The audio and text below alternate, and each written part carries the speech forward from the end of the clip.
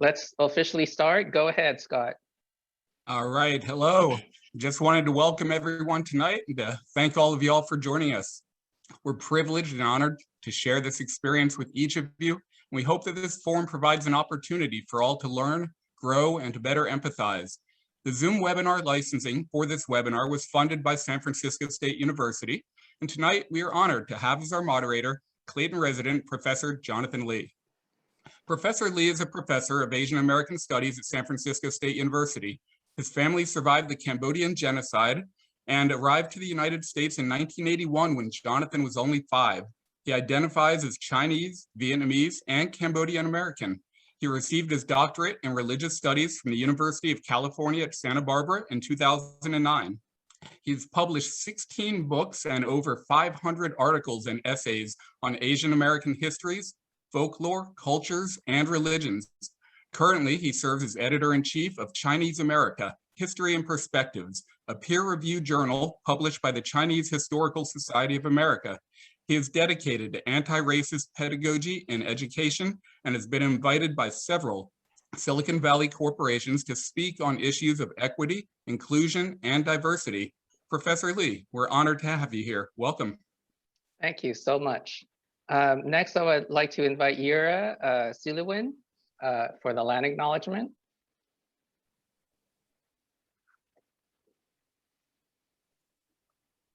Lektalishe bameayesh binti awilelik wokola walik yuunte labai berkupe yuunte taleshe. Welcome everybody. I hope you're doing well. We all appreciate your presence and attention to this webinar. I want to honor and acknowledge the occupied territories of the Muwegma Ohlone tribe of the San Francisco Bay Area from where I speak today, and the Yokuts, Bay-Miwok, and Muwegma tribes of Clayton, California. I also want to honor my ancestors of the Nahua and Maya traditions of the highlands of Ocosingo, Chiapas. And I pay respects to the elders, past, present, and future. And I celebrate the richness of our cultural legacy. I want to also recognize that there are so many of our groups that are still landless, that we still are fighting for our territories. I invite all the institutions that stand on indigenous land to recognize these stewards of the land and to create the reciprocity and the reparations to the peoples that are in these lands. And I also invite all of you to continue supporting the struggle for the land back. And I want to also be a voice of welcoming to these lands, our lands, to all our Asian American relatives. This is your land too. We make home together here too. Thank you. Thank you, Yuria. Right now, I'm going to just go over very briefly the programming for this webinar. This is part 1. Part 2 will be presentations by panelists that will be limited to 3 minutes each. Hopefully you can keep your own time, but I'll keep it for you as well. Following that, that's roughly 30-35 minutes. Following that will be Q&A. And questions will be asked by attendees, and panelists can respond. And that's going to be roughly 30 minutes. And then we're going to go to open share, and the open share periods for anyone who is here as an attendee to share their own experience with either positive or negative. Negative would be being a victim of anti-Asian hate and violence. Positive, what you did to overcome it, right? And so our goal here is not to have a narrative kind of a narrative of being victims, but rather a narrative of being people who will overcome together and work collectively together, so that we can conquer this like we conquered many challenges in our history. So on that note, I would like to welcome President of San Francisco State University, Lynn Mahoney, to offer a few words for us. Thank you, Dr. Lee. It's a real honor to be with you today. to be with you this evening. And it's also an honor to serve as president of San Francisco State University, a university rich both in the past and in the present for a commitment to social justice. Within the context of centuries of white supremacy, of violence, of discrimination and hate, the last few months and weeks have been very hard, especially given recent assaults in San Francisco and the experiences of Dr. Lee and his family. But I think tonight's event exemplifies a path to a better future, bringing educators K through 16 and students and community members from different organizations and different industries together. We gather in solidarity to share, and I want to thank in advance the people who will share their lived experiences with us tonight. I know that is a painful but needed experience. We stand in solidarity to support. We stand in solidarity to document and to demand change and social justice.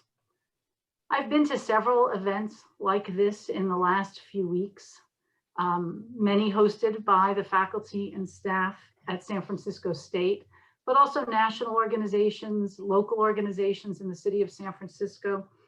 And I am so grateful to the leadership that San Francisco State faculty and staff have shown at great cost to themselves the last few weeks as we weather multiple pandemics, and to all of you here tonight, devoting your time and standing in solidarity with one another. And so I am deeply honored to be here this evening. I stand ready to listen and learn, and am grateful to all for the support that we have shown each other and for documenting what needs to be documented and standing up for change. So Dr. Lee, thank you for including me. I'm honored to be here, and I look forward to this evening very much.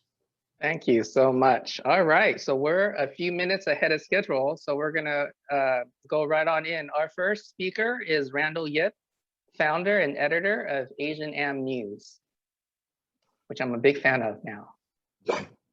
I'm proud to be here with you all, among so many educators, community activists, and just people who care about their community. Asian Am News, so you know, is an all-volunteer website, but we're on 365 days a year, 7 days a week. We're the only Asian American news site to do that, despite our lack of resources and funding. I'm fortunate enough to have about a dozen dedicated volunteers and interns that help me on a daily basis. We take our responsibility serious because we know there aren't a lot of resources out there for Asian American news. And we also know this is a pivotal moment in our history. I recall being on vacation when the first case of the coronavirus was not diagnosed from outside China, I believe it was in Italy. And I remember saying to myself then, thinking to myself, uh-oh, is Chinese Americans going to get blamed for this? Are Asians going to get blamed for this? Is this coronavirus going to be coming to the United States? Unfortunately, my bad feelings turned out to be prophetic, and that is exactly what happened, because as you all know, this is not the first time this has happened to Asian Americans. The burden that we have is there are so many cases day in and day out. Which ones do we report, given our limited resources? There are so many news sites out there, are so many tabloids out there that basically publish almost as much as they can, regardless of the extent of the injury. And why that does perhaps have a role, it gives people the false impression, or perhaps, I don't know how you all feel, but every time I read one of these things, it just kind of takes me down just one notch. And to have that persistently being thrown at you over and over again, regardless of degrees. Obviously, there's a huge difference between what happened in Atlanta and maybe what happened to maybe a teenager that gets a black eye. So we need to differentiate between the two, and that's what we've tried seriously to do, not to publish just everything, just because we know it's going to get clicks, regardless of what we do, but to publish what we think is warranted for people to know about it. And beyond that, it's important for us to find solutions to these problems.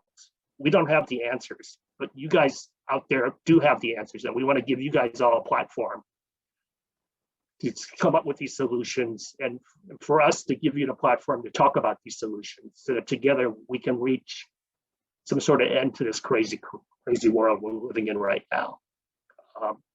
So basically, that's all I have. My poll question is, how would you rate the media's coverage of anti-Asian hate? I just saw a quick look at the results, and it looks like most of you give it an average grade of C. A few more give it a D, and a few more give it an F. So we'll be happy to discuss that with you, I guess, later on in the Q&A.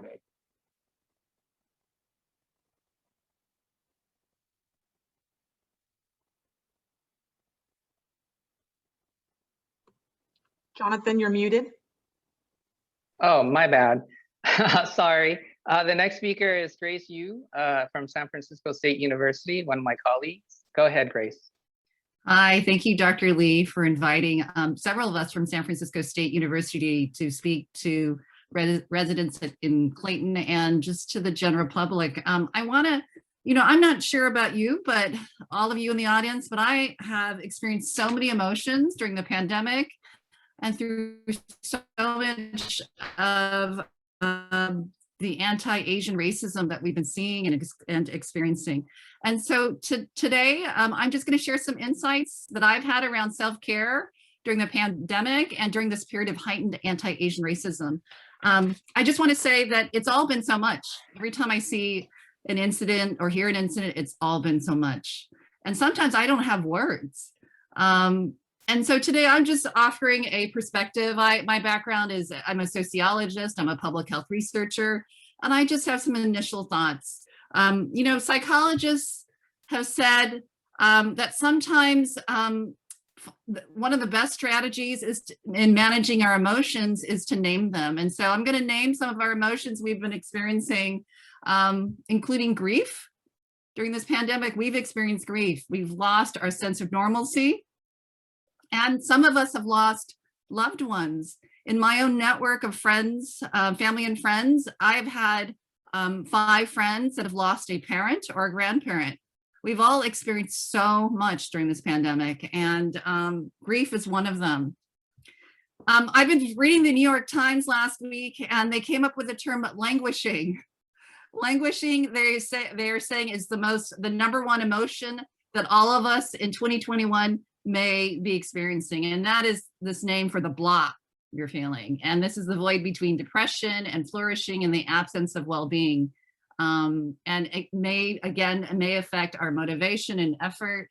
And they say the antidote to languishing, according to the New York Times, is flow, and to give yourself uninterrupted time and to focus on small goals. So I want to throw that out to the audience. If you're feeling languishing is an adjective you're experiencing, is to give yourself some uninterrupted time and to focus on some small goals. I want to say for Asian Americans, OMG, we have experienced so much during this time period. Not only have we had to deal with the pandemic and protect our families and protect ourselves, we've also had to deal with hate directed at us during a pandemic.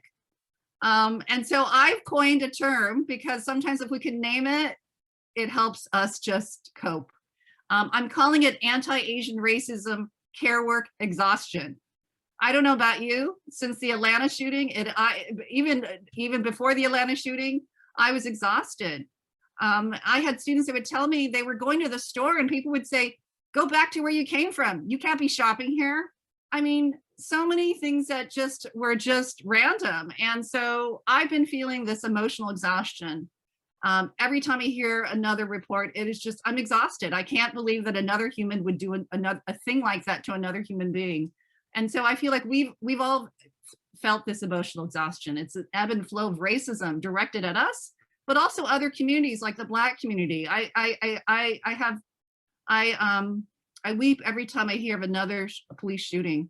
So we have experienced so much during this time period. And I really have felt that, 32 years ago, I was in Riverside fighting hate crimes. And it's amazing that 32 years later, that we're still fighting hate. So this term anti-Asian racism care work exhaustion is what I'm calling it, because it's a lot. So the question is, how do we take care of ourselves when we're taking care of others? We're addressing the complexities of COVID-19, anti-Asian racism, anti-Black violence by the police, and also this reentry back into society. It's all a lot. I know coping is best in community and in solidarity with others. It's a form of healing and empowerment. And speaking up is healing. All of you are doing that tonight. Thank you. That is healing. And being in solidarity with others. I also want to just say, just breathing is also a form of just self-care. And I know my time is up. So I'm going to ask all of you to just inhale. We can all inhale, kind of sit up straight, and just inhale. And then exhale. Keep breathing all. Thank you. Thank you so much, Grace. I'm so sorry, everyone. The poll is not working for me at the moment. I sent an urgent email to AT to see if he can come on and reset it for me. So I'm just going to end the poll for now if it's a distraction. All right. Our next speaker is Lone Lei. She's also a professor at San Francisco State University, and she'll be talking about anti-Asian hate, especially for women, and issues of the intersection of racism and sexism. Go ahead. Thanks, Jonathan. Is it possible for me to share screen? Yes, let me go to you, and can I do it from here? Hold on just a minute. I make you co-host and you should be able to share screen. So go ahead. Terrific, yes. There it is. Hello, everyone. It's my honor to speak to you today about hypersexualization of negative treatment of Asian American women. My name is Dr. Lon Lei. I'm here representing SF State and a small nonprofit think tank, IGGY, of which I'm president. This work that I want to talk to you about has been in evolution over several years, but unfortunately, it has really come into the spotlight with recent events. So I want to understand how we perceive the Asian American experience over time, especially as it has to do with women.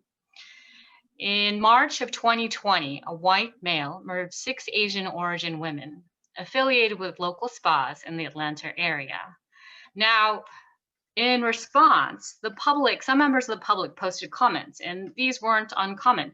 I hate that my local newspaper has degenerated into pure propaganda. We live in a post-evidential era. The only way to determine the shooter's motive is to interview him. Now, these people want to question whether race played a role in these shootings, whether the homicides were racially motivated. Now, in fact, law enforcement in the area did interview the suspect, and although the suspect denied the race motivation, we can be more critical and evaluate what he said. He stated that he had problems with sex addiction, and that these spas, for some reason, tempted him into behaviors that he thought were perverse. So was this a unique and isolated incident, or was the Atlanta suspect working from deeply rooted stereotypes and biases? In fact, we have a long history in our country of the hypersexualization and stereotyping of Asian origin women as sexual objects. You may be familiar with the popular movie Susie Wong, which romanticizes prostitution and a relationship between a white male and an Asian origin female. But you might be interested to know more broadly that Asian origin women were stereotyped as prostitutes throughout the 19th century. It wasn't until the 1945 War Brides Act that they were classified as assimilable and redeemable through marriage to servicemen. In this way, they transitioned from quote unquote a hooker with a heart of gold to people who could be domesticated. In the contemporary world, we continue to see courts and the public use a prostitute paradigm to decide whether sexual harassment was welcomed by wanton victims. So these incidences aren't unique. We don't need a confession from the Atlanta suspect. We can reasonably infer from his context statements about sex addiction, temptation, and area spas, as well as from our historical context, that these instances were likely motivated by race and gender. Now, the Atlanta incidences comprise one set of examples from the current period, but Stop AAPI Hate and Professor Jung from SFSU have collected data over the last year, which has illuminated that acting on biases against Asian origin women is not at all uncommon. So we see that 2.3 times Asian women are more likely to report hate crime than Asian men. This is remarkably consistent across the average in terms of the country as well as in California. And these incidences, as we understand them, are at the intersection of race and sex. So that some respondents are reporting physical interaction, and then the inappropriate uses of pejorative terms C, B. I don't want to actually say them out loud here, but so they affect us, and the data seem clear. We have the historical stereotypes and we have the current data, but many people are still very surprised by the distribution of victims. Why are Asian origin women especially threatened? I want to say that it has to do with how we've had a problem perceiving Asian discrimination and sexual violence against Asian American women. In data, the National Institutes of Justice in 2006, for example, surveyed women, and non-Hispanic white women. Among this group, 18% reported lifetime rape at some point in that narrator's or that respondent's lifetime. Whereas multiracials, 24% of this group reported rape, but Asian Pacific Islanders, only 7%. So if we believe this survey data at its face value, which we should not, then rape and sexual violence against Asian American women is not a problem for our country, or less so than it is for other groups. That was one set of data, but there are other data. For example, another form of sexual violence, stalking Asian American women in data collected in national surveys, only 8% reported that they had been stalked, whereas other groups reported at much higher rates. Now, there are lots of other surveys with this same distribution of results.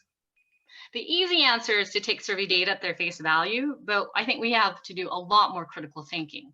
Now, some scholars have found that Asian Americans are more likely to be sexually harassed than any other group except multiracials. So this constitutes a puzzle. Why are we seeing low survey reporting, but then high incidences and expectations in the real world? Part of it could be that Asian American students don't classify sexual harassment when a behavior should be classified as such. And that is part of training. Our training with regard to our undergraduate, graduate, and our greater, broader community in order to understand what exactly makes up or comprises sexual harassment. But there are other explanations. We have to stop you now. Oh. Yeah. Yeah. Can I just close in 30 seconds? Sure. Okay, so these other explanations that affect Asian Americans are the foreign-born are less likely to report sexual harassment, and then the surveys that we design are they are remarkably inadequate and contribute to underreports. So it's timely. We have to do a better job of designing our research and education so that we can address violence against Asian Americans and Asian American women in particular. Thank you, Jonathan. Great, thank you. Wei-Ming Derriotis, another professor from San Francisco State University, is up next. Go ahead, Wei-Ming, you can share your screen too. Thank you so much, Jonathan. And thank you all for being present. I wanted to start by talking a little bit about my personal reaction to the Atlanta shootings. My husband is Black and my daughter is Black, and yet even during the height of the Black Lives Matter protests against police violence against Black people, my feelings in my body about anti-Black violence were limited. I'll be really honest with you, even though it directly affects people that I love and the people that I live amongst in my neighborhood in the Bayview in San Francisco. When the Atlanta shootings happened, I realized how inadequate my response to anti-Black violence had been, because I could not stop sobbing.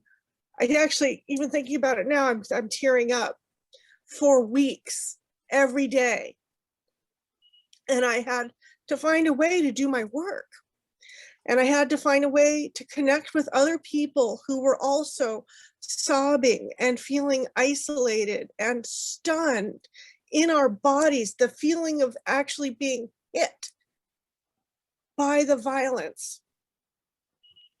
Somehow, with the support and help of not only my colleagues in Asian American Studies, but also the community in the Center for Equity and Excellence in Teaching and Learning, where I am privileged to work, I was able to swim out of that pain enough to work with the team and with scholars and colleagues across the nation to create some resources. Because what really struck me was the statement of a close friend of mine, Karen Chow, who teaches at De Anza College. And she said to me, this incidents of violence did not come from nowhere. They start with images and ideas about who Asians are that allow for us to be seen as easy victims, especially Asian and Asian American women. So with that in mind, I wrote down, as educators, we need to teach about how. And the team and I worked to create these 3 core statements that helped us frame the resources that we gathered together with the help of so many colleagues across the country. As educators, we need to teach about the structural intersectional racism that victimizes Asian and Asian American women in devastating ways. So when the then spokesman of the Cherokee County Sheriff's Office dismissed his fellow white man's actions by saying he had a bad day and attributed them to sexual addiction, we bore witness to the ways that fetishization, hypersexualization, sexism, and racism are used to reinforce and to justify the dehumanization of Asian women. As educators, we need to teach about how generations of systemic racism harm and victimize not only one racial group, but society as a whole. We know anti-Asian hate and violence is deeply enmeshed in the history of the United States, where it has been carried out on a systemic level for generations through policy and practice. As educators, we need to teach about how stereotypes are used to essentialize and diminish Asian identities, to dismiss their experiences and contributions. In US history, we must realize the damage that comes from failing to acknowledge and take seriously the racism that Asian and AAPI communities experience. And I'm separating those 2 out because a lot of times in this discourse, people who are Asian immigrants feel left out because of the response that Asian Americans have when we're told, go back to where you came from. And we can say, I was born here, but they can't say that. Does that mean that those people, including people like my mother, who was born in another country, does that mean that they don't belong here? So we need to really emphasize that we are a diverse community that comes together to support one another. The model minority myth has long been used to create a racial wedge between Asians and other BIPOC communities in order to downplay anti-Asian racism by promoting claims of privilege, which diminish the real hardships that we face. So this resource provides a link to the Stop AAPI Hate National Report. It also provides many sources in a really rich teaching resource guide. And each one of these pops open. Okay, Wei Ming, so that you can find more links to more resources. Wei Ming, the last thing that I wanted to highlight, the last thing is that our SF State students and faculty voices are showcased here as well. Thank you. Great. You can put that in the chat for everyone, and then they can have a link to that. Our next speaker, please be mindful of your 3-minute time slot. We're a little behind schedule now, is Halcyon Diaz. She's a local resident in Clayton, and I met her the day of the rally. Thank you so much for your support, Halcyon. Yeah, hi everybody, I'm Halcyon, and I am a Clayton resident. I've lived here for about 8 years now. I am queer, I'm non-binary, and I come from the cultural heritage of my Filipino and Mexican sides. Sometimes I will affectionately identify myself as Mexipino, as that is its own intersection of identity. And I am also a senior at Sonoma State University, and I'm currently majoring in women's and gender studies as well as queer studies. And I'll briefly say, for those who are unfamiliar with that term, it's ultimately the study of the field of intersection of race, class, gender, sexuality, as well as how those identities are affected primarily by neocolonization currently, as well as supremacy and different forms of oppression we have today. And I'll just briefly say that what I really want to bring to the table is the queer perspective, and I want to voice my solidarity with other Asian American folks who are also trans and queer or non-binary. And I want to say that I really empathize with everybody out there. And if you're watching, just know that you're not alone, and that you don't have to carry this burden or this fear alone. And it means a lot for me to be here. So I'm excited to dive more into that conversation if we feel called to do so. Thank you. Thank you, Halcyon. All right, Susan, Susan Shi, Assistant Principal of Castro Valley High School. Stage is yours. I want to thank Jonathan Lee for inviting me to this, to join the panelists here. And I'm really excited to kind of share with you what my school, I work as an assistant principal at Castro Valley High School. And as a former social worker, I've been very concerned about what's happening amidst the rising anti-Asian hate crimes and violence and incidents. I've been an educator for the past 14 years, and I truly believe one of the most powerful ways to fight xenophobia, hate, and racism is through education and building communities. And our school district really was able to come together. About 8 to 10 educators, social workers, and counselors, led by our assistant superintendent, met to curate a collection of resources on curriculum to explore histories of many different Asian and Pacific Islander groups.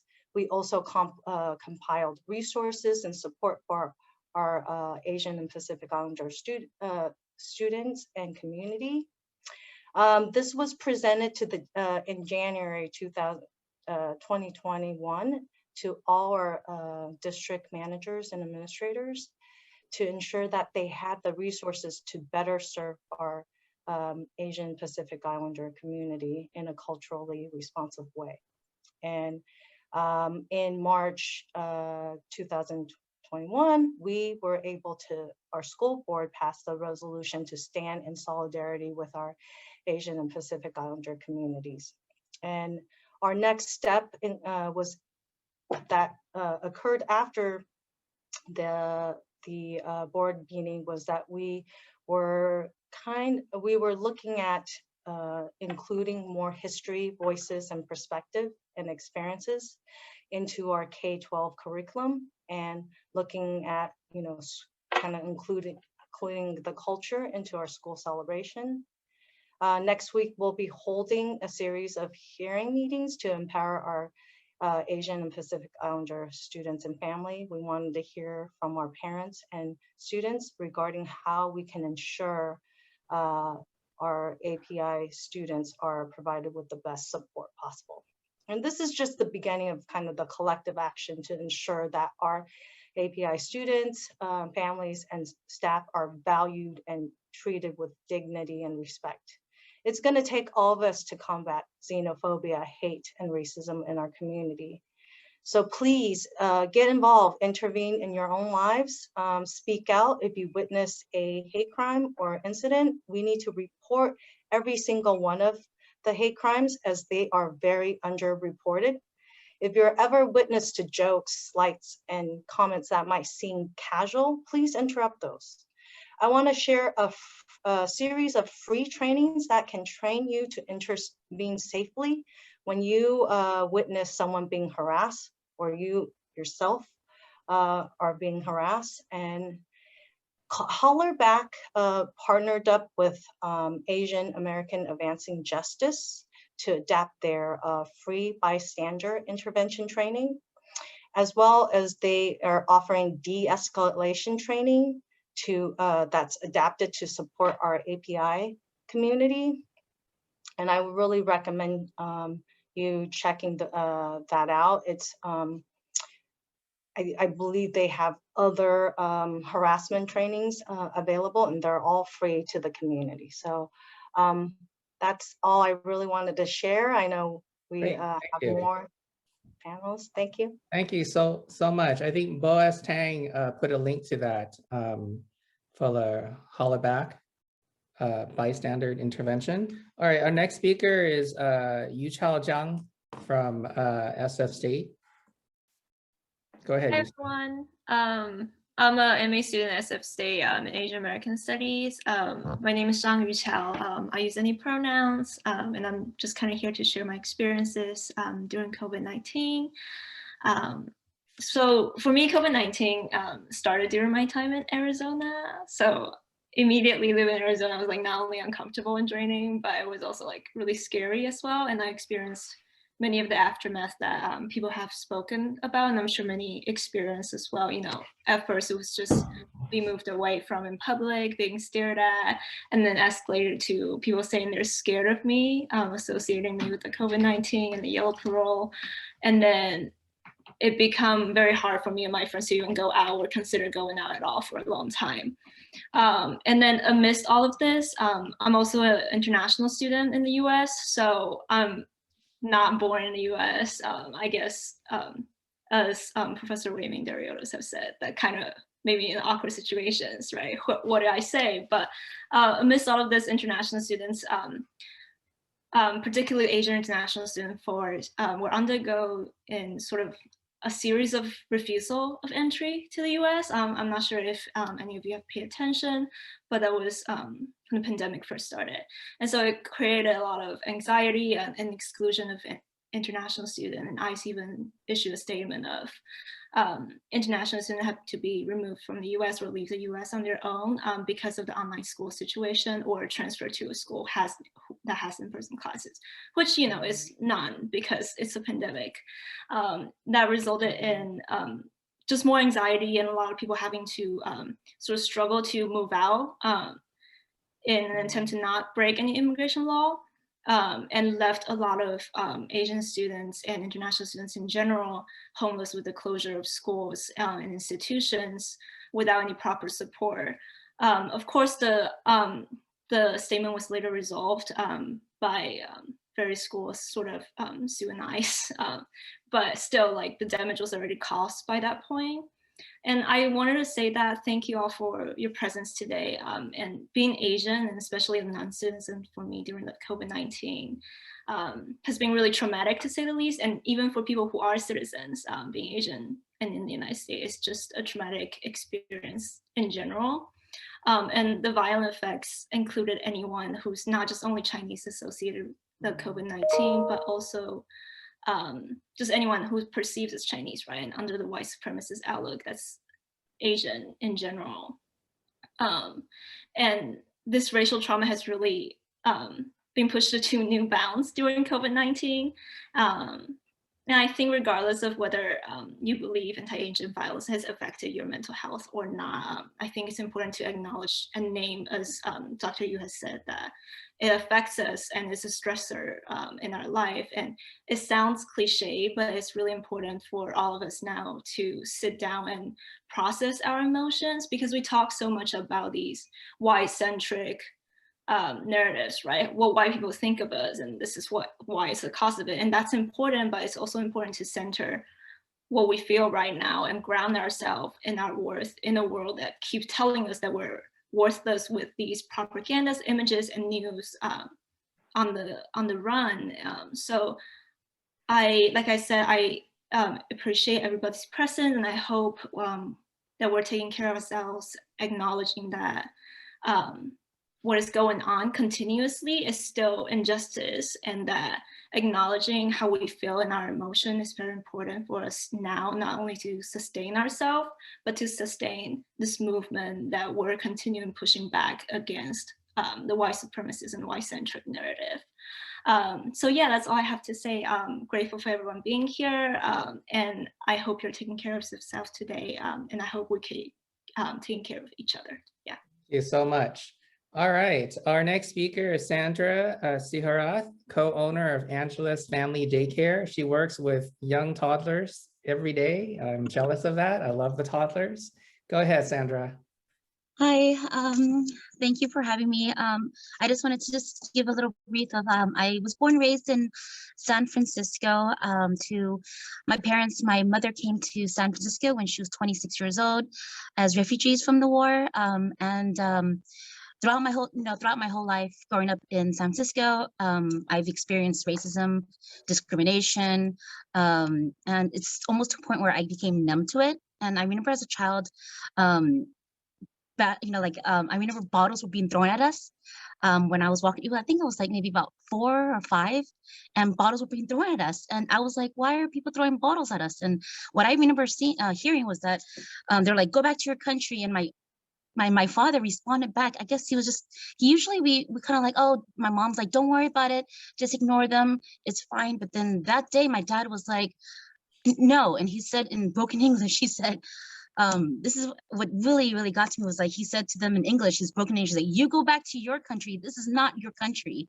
This country is not yours. And I'm like, you know what, that's right. And that kind of like, I was like, as a child, I was like, you know what, that really said, it kind of like, made me feel like, yes, that's right. And so throughout the whole time, I'm like, you know what, yes, Dad and Mom, it's time for us to stand up and trying to like take back to, because we as refugees, we were here because of the secret war, because the United States bombing the country of Laos. And that's why we ended up here. We were pretty much, we had no place to go. And so my dad was like, even if he wanted to go back to Laos, he couldn't.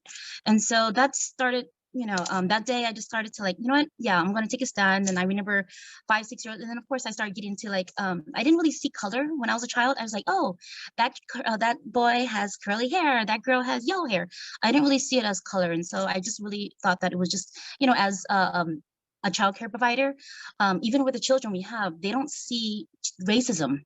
They don't see, they say, oh, shapes, and they see like, bigger eyes, things like that, but they don't see race as what we see as adults. And so I just wanted to make sure, I remember 2020 nowadays. So now 2020, February 2020, I remember I came back from Hawaii, from Honolulu, from visiting my family there. And I just remember COVID, right? And I was like, oh my goodness. So I was like panicking. I was like, this is really bad. This is going to be really bad. And so my parents were like, don't worry. We survived the war. We're survivors. We survived cancer. We fought it. We're not going to, and so they said, we're going to grow our own crops and our own food. And we started growing stuff and giving food and everything to our, because we were just afraid, like, what if we literally, like, we were on lockdown. My whole family was in lockdown for the whole year and a half without going to the supermarkets and just eating our own vegetables that we grew, because we're afraid that, contamination, etc. So we did all that. And then my mom had knee surgery for both of her knees. And it's just the anxiety of like, and depression is like, we can't go out. They stayed inside, and my mom's not even safe to even walk outside of her door to get the exercise that she needs to cure her, to heal her knees.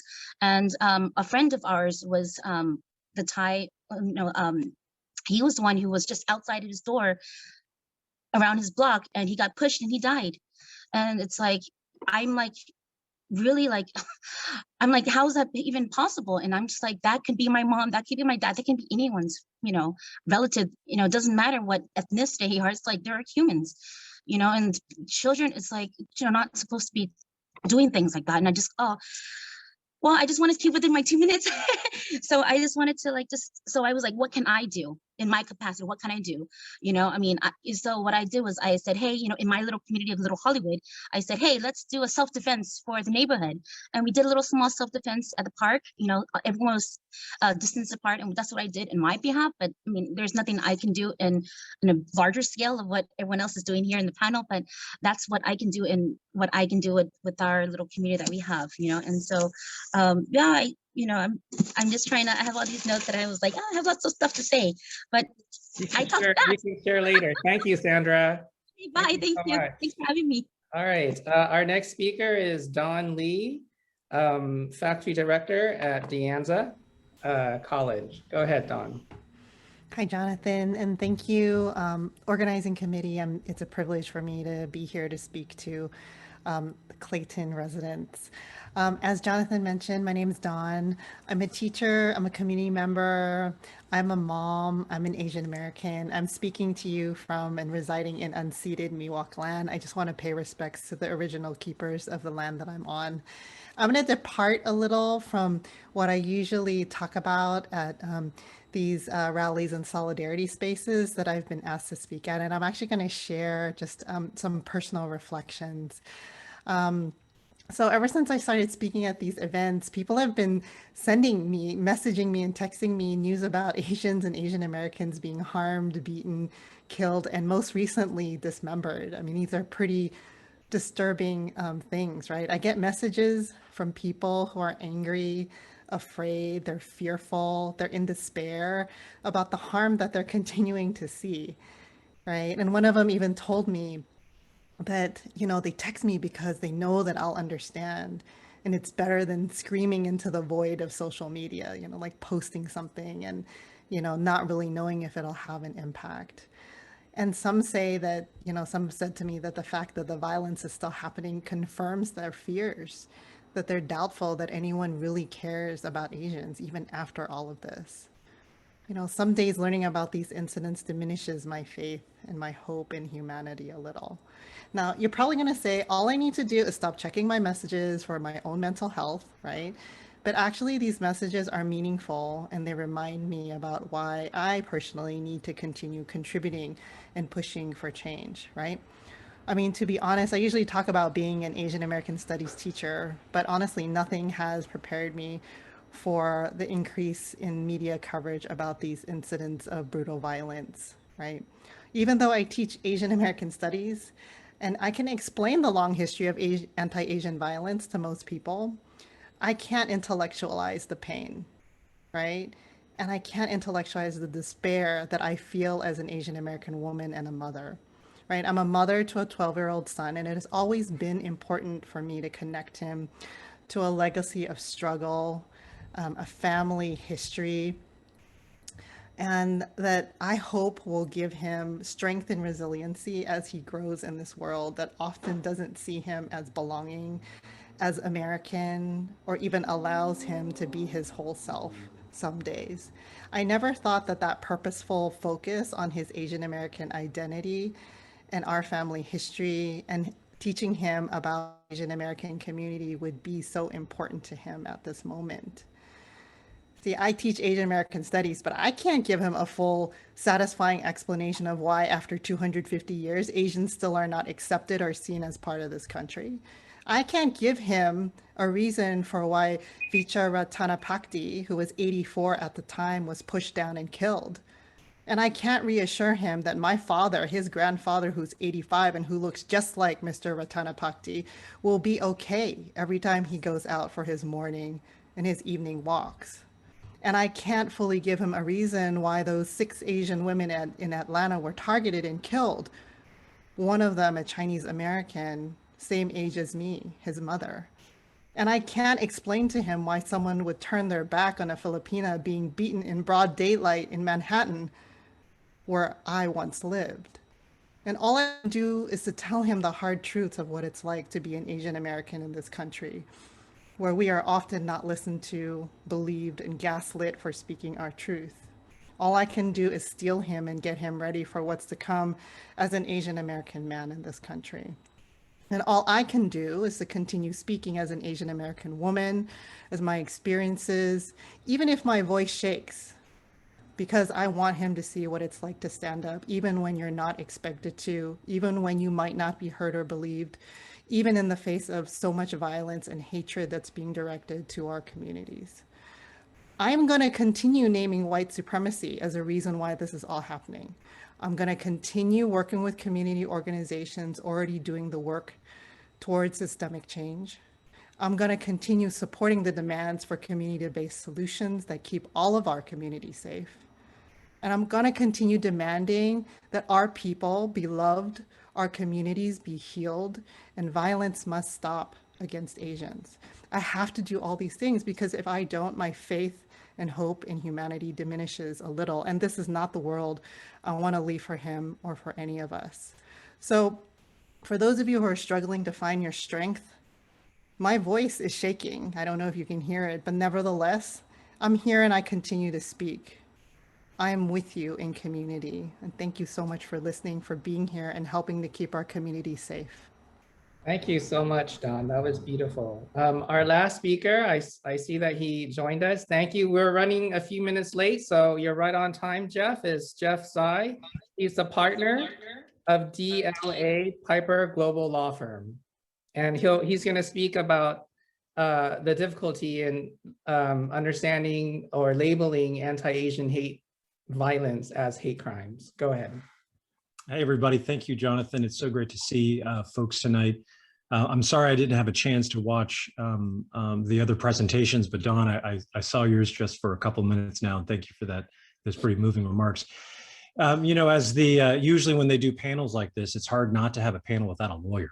So Jonathan really wanted a lawyer, and so I am one. And I've had the opportunity to talk about hate crime issues, especially like a lot of us, maybe not all of us on the call today, are Asian American. And as Don was just talking about a moment ago that I had a chance to hear, it's very impactful for those of us who may not have physically or emotionally been the direct victim of a crime, a hate crime, a bias motivated crime, but have felt it through friends of ours watching on the news. And that raises that very first point from a legal perspective that I wanted to make, which is from a legal perspective, what makes hate crimes so unique and so different from other crimes of violence, white collar crimes that don't physically hurt people, is the fact that it has such a broad impact on people, communities specifically, even if it's not the case that it directly affected you, Don. You were the one who was impacted, or you, Randall, or you, Jonathan.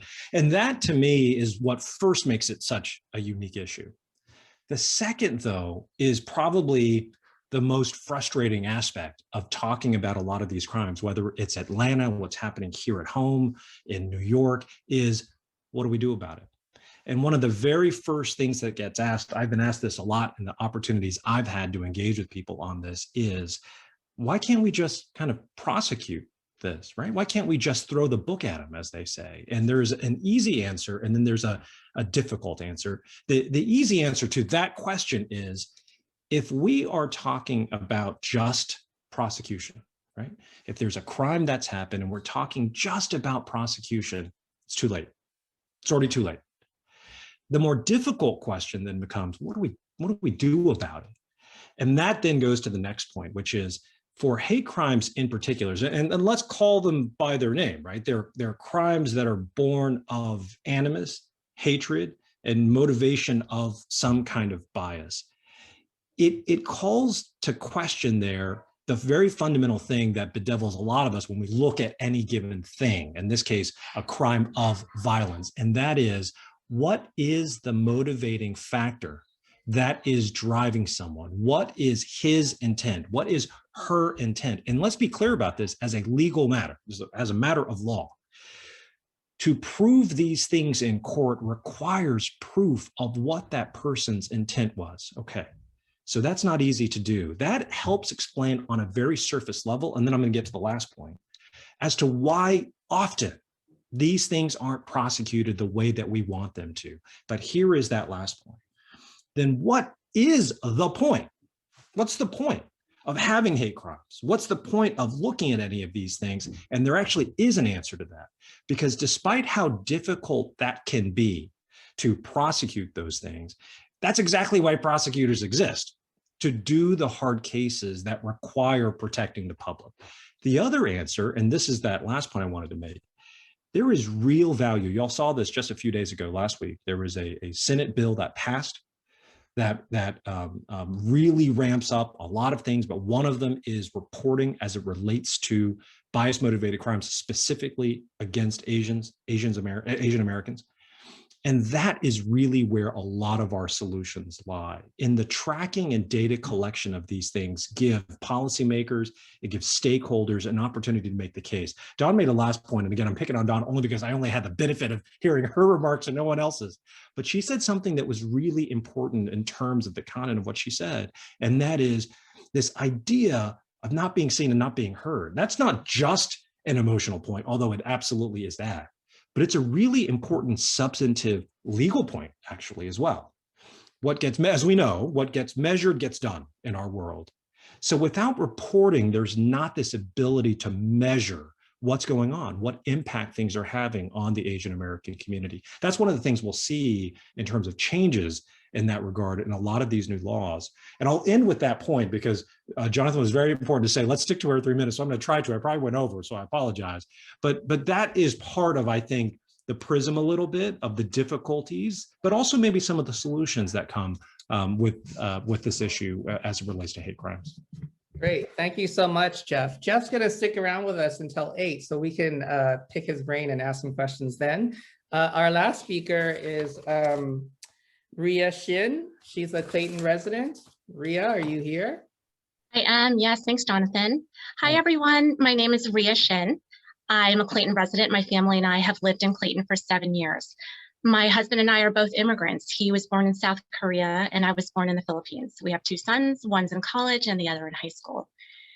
Our experiences with racism have really run the gamut from the more aggressive physical and verbal harassment to microaggressions. However, we could never have predicted what has happened to Asian people in the past year in the United States and also currently. All the assaults and crimes, they've been infuriating and heartbreaking, especially those against the elderly. I pray that it stops soon. I feel fear for my family, for my friends and their families, and even for myself. I also wanted to speak a bit as a Clayton resident about our experience as a family of color living in Clayton. I think Dr. Lee's video illustrates the fact, unfortunately, that racism does exist in Clayton.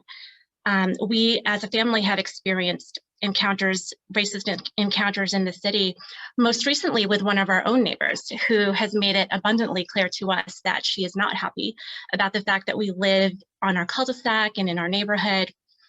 We don't feel threatened by her, but it's obviously really disheartening and disappointing to know that a neighbor feels this way about our family. That said, we also have some really nice neighbors that we get along with quite well, and we have met some really wonderful residents in the community, so our experience hasn't been all bad. I grew up in a very diverse neighborhood in New York City, and I've experienced firsthand the value of being around people of different nationalities and cultures, different religions and sexual orientations, not the least of which is the opportunity to develop a really strong sense of empathy and really being able to see the humanity in other people. And of course, I think the more people are able to experience the humanity in each other, the less likely they will be able to feel hatred for each other. And so it's my hope that Clayton's reputation becomes more welcoming so that it attracts more diverse families. And I really think we're on our way there. Things like this talk, the other Clayton Speaks events have been so wonderful in promoting dialogue around these issues. The Black Lives Matter rally, the Stop Asian Hate rally, they really show that people in the city there are people in the city that really care for one another. And it all really fills me with optimism. And I would like to end on that positive note. Thank you so much for allowing me the opportunity to speak tonight. Great, thank you so much. All right, so we're a little behind, but that's okay because we're now in the Q&A section, part of the programming for tonight. And I think to make it simpler, you can either type in your question in the Q&A, or you can just use your raise hand function and I can call on you to ask your question via audio. But Yes, any questions? If no questions there, I can also reopen the poll, and I have to apologize about the poll. I think we entered it wrong. We entered it as a set of 10 instead of 1 per set. So here, let me relaunch the poll if you all want to do it for fun. And I'll leave it up for 3 minutes, and then I'll close it, and then we can view the data. But in the meantime, if you have questions, you can type it into the Q&A, or you can use your raise hand, and then I can promote you to speaker.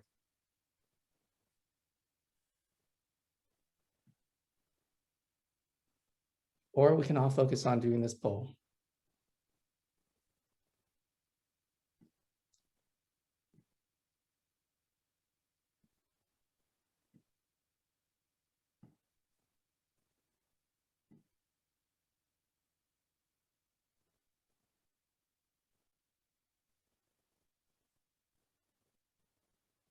So I have a question for Jeff, since none of the attendees so far have a question. Sure, go ahead. Jeff has to leave. But I'm curious what his opinion is of the lack of conclusions in the Atlanta spa shootings and the Indianapolis FedEx shootings. I mean, in the Indianapolis FedEx shootings, members of the Sikh community say they've heard from people who say that that shooter targeted the Sikhs, told white people to get out of the way, they found white supremacist websites that he had visited prior to the shooting. And yet there doesn't seem to be any momentum toward calling that a hate crime. And in Atlanta, it's just, the whole thing seems to have died. It's so quiet right now. I have no idea where that investigation is, but again, there's no indication that they're going to constitute that a hate crime. How do you explain that? And what's your opinion? Yeah, it's hard to explain, but I think, Randall, which is a great question. I think that the first thing we should do, which I said before a moment ago in connection with my other remarks, is what we should say again now, which is whether or not at the end of the day, the Atlanta shootings, the Indianapolis or Indiana shootings are prosecuted as actual hate crimes. By the way, in Georgia and in Indiana, there are, I believe, hate crime laws on the books. They're still hate crimes. Now, the next question then becomes, can they prove them as hate crimes, as actual violations of the law? And that is going to be determined based on the facts that they're developing right now. I can tell you this, using just Atlanta, not to the exclusion of Indiana, as a really good tragic example, it is inescapable, right? It cannot be escaped. This idea that 6 of the 8 victims are not just Asian American, but Asian American women. So if we're having this conversation, and I don't need to be the person telling other people about this, we also have to be discussing this as a crime against women as well.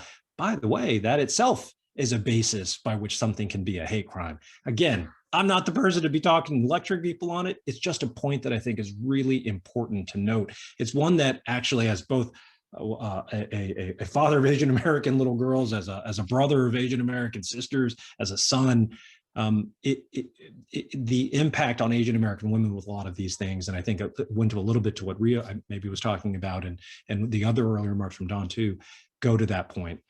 The other thing, the last thing I'll say in response to this, so that fundamentally goes to this notion, is this really requires right now leadership. Leadership at the federal level, at the Justice Department, leadership at the federal level, at U.S. attorneys' offices in districts across this country, including but not limited to this jurisdiction, San Francisco, which is the Northern District of California, in New York, as well as in Atlanta and Indiana. But it also requires that leadership at the district attorney level as well. And that's important because you don't always win all the cases, but you got to have the intestinal fortitude as a leader of those offices to bring the hard cases, because that itself can be very impactful. Great, thank you.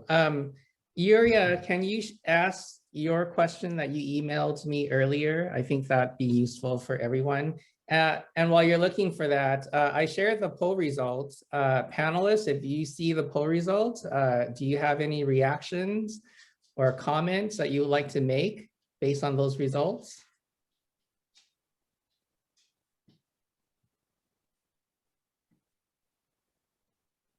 Jonathan, maybe before we do that, we could see what the question is from Scott Denslow. He has his hand raised.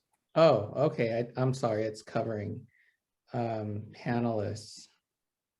Go ahead, Scott. Thank you, guys. I appreciate the time.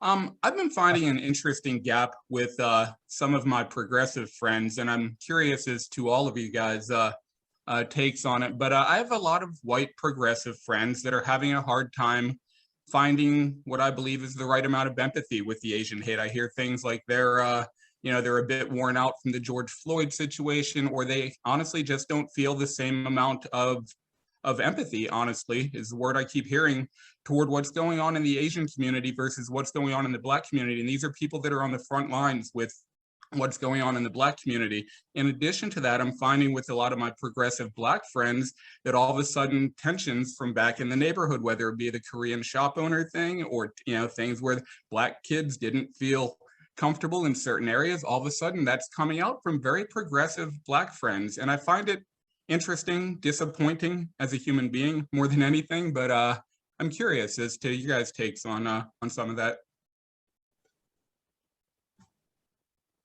Panelists? I'll speak to it if I can. Yeah. I think it's I think Asian has always been both implicitly and explicitly been proved to not been deemed as Americans. So I think for both Black and white folks in the United States to say that they don't feel the same amount of empathy is easily a very, I guess, obvious and most evident things. And especially to white liberals and white progressives who say they just don't have the heart to find the same amount of empathy. It's not oppression Olympics between, the Black community and Asian community. And I personally think that all racism is rooted in anti-Blackness. But really, I think it's, like you said, disappointed to hear that people say these things and think that it's acceptable to start with. Like, it's not a question at all. It's not acceptable for people to say that they just feel like we don't need, or anti-Asian hate doesn't need as much empathy or attention or things like that. To even say that is not, for me, not acceptable. Yeah, Okay. that's just how I feel. Lone, go ahead. I see that you wanted to respond. Yeah, I just want to, the question is so important, and I want to support the idea that we're taught the model minority myth, that we don't need help, right? That we are consistently successful. We have acquired many of the trappings. Asian Americans are to be envied. And then we're often pitted against African Americans. So in this time of crisis and pandemic and hate crimes against us, we're seeing what people have been socialized to believe for decades come out, claiming and affect their biased lenses and processing in spite of all the hard evidence otherwise. And I think it's a call to us to do a better job of speaking up against the model minority stereotype and the idea that we don't need help in these different arenas. Great, thank you. All right, Yuria, you want to ask your question? You're on mute, Yuria. I'm going to ask them, and I also just posted them in the chat. Oh, wonderful. So that people could read them. So the first question is, our stories, the premise in our stories, collective and individual, dictate our relationships and our interactions. So based on these, reflect on what kind of, or what parts of your own stories at the personal and at the collective level perpetuate othering communities and the ideas of separation that has brought us to this place. Then question number 2 is there a way to tell that story, but in a new way that is coming from a place of inclusion and belonging, a place of diversity? Then question number 3. Let's meditate and respond to 1 and 2, because I think they're kind of connected before we go on to 3. Anyone want to respond?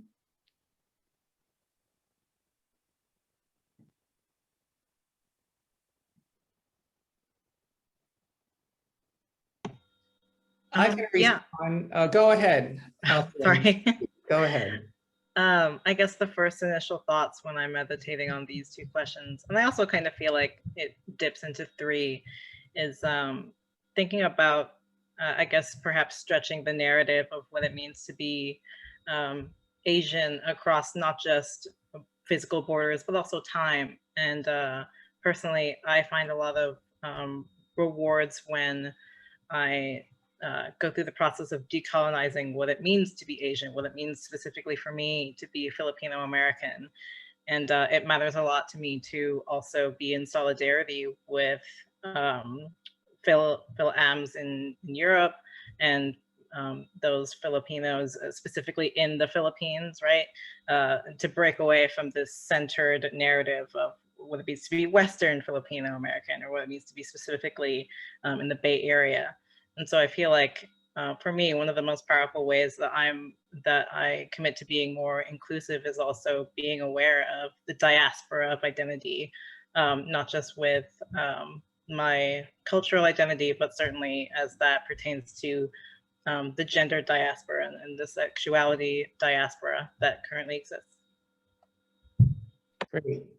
Great. Let me see. There's a question by, is it Marilyn?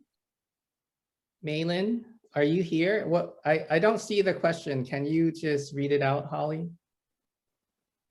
Malin's question is, do I share my information with law enforcement if I witness a hate crime? And how do I share evidence on an Asian American hate crime? What evidence do I need to prove that this was an Asian American hate crime? I think that's for you, Jeff. I was going to not answer because I didn't want to dominate things any more than I have. But I will say, let me address that last question first, and I'll try to spin through them as quickly as I can. It is not your obligation to try to prove a crime. That's why we have prosecutors. And I say that in the sense that one thing that concerns me about when we talk about this issue is that any one person or community thinks this all rides on my shoulders. That I think is problematic, because that is what often then says to people, you know what, I'm not going to get involved in this. It's too much to handle. What the very good question, I think, goes to part of the root of what we're talking about, which is in conversations like this one, larger ones, smaller ones, getting out there the idea that speaking up and out about these issues itself has pretty transformative impacts. As far as some of the mechanics of what we're talking about, reporting it itself to law enforcement, that could be your local police. It could be the FBI, which, by the way, tracks hate crimes across the country for all jurisdictions. It could be going to your local, if it's a school incident, going to the local principal, the school security officer. It could be going to the local district attorney, the United States attorney. We talked about that too. And we have to rely, and it's a bit of reliance on the leadership that they will exercise. Now, how can we be sure they're going to do that? Well, we have to trust a little bit, but that's where some of this legislation comes into play too, that we talked about before. And it's at that leadership level that I at least keep talking about, which is where we're going to see some of that change. But I love the question because it highlights that there are people out there who say, you know what, I might have something to say and report. And we should do exactly that, to give law enforcement an opportunity to track the data, track the incidents, and then hopefully investigate them to find out if a crime exists in order to be able to take it further from there. Great, thank you. Thank you so much, Jeff. So we have a question in the Q&A, and this ties into Yuria's second question about solidarity. So panelists, you can respond. Basically is how can we create solidarity and connect with other BIPOC communities, Black, Indigenous, people of color communities against white supremacy, and I would add in America, Christian supremacy. Panelists? Jonathan, I can try and jump in on this one. Yes, please. I think, and I just want to thank anonymous attendee for asking this question, and I want to tie it back to Yuria's question, right? Is that white supremacy is a super abstract thing. You know, I always think about how do I talk to my 12-year-old son about these things, right? And if we're going to be thinking about allyship and solidarity, I think we have to understand what white supremacy actually means and looks like in our lives, right? So when I talk to the common person about that, right, I help them understand that, for example, you don't know about Asian Americans in history the same reason and the same way that many Asian Americans don't know about their own history, because we all did not get to learn about it in our classes, in our history books. So that denial of history, of education, is something that has not only impacted Asians and Asian Americans, but because of white supremacy, that's also a history that's been denied to you too. So your ability to understand not only Asian American history, right, is also connected to your inability to know, or your opportunity to know about Black history, Latinx history, right? And this is what white supremacy looks like in real life in each of our, everyday. So if we can have real conversations with people about some of these abstract notions, right, I think we can get to real conversations around solidarity and ways we can be better allies for each other. Great, thank you. All right, so I see that one attendee has a question.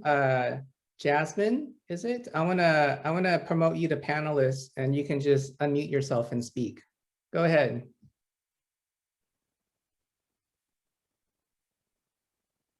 Hi, you guys. So I guess mine is more of, I don't know if it's a comment or a question. So I recently went to the Asian Lives Matters protest in Oakland. It was by Asians with Attitude. I don't know if any of you guys heard of it. And it was by people who have been incarcerated who led that. So what they were saying is that they don't feel like the government's doing anything. So they're saying was like, oh, we're going to take it to the streets and we're going to handle it. How do you guys think? I mean, I guess, what do you guys think about that? I know it's like a positive thing they're trying to do, but because they have been incarcerated, do you think that that's why maybe the police aren't, like, they feel like the police aren't going to protect them, so they got to protect their own people? Or like, what do you guys really like think about that? All right, thank you. Panelists?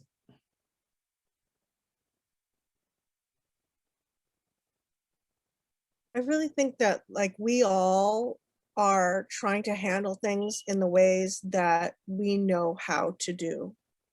I remember when these incidents, first came to light and message boards were lit up with really negative opinions.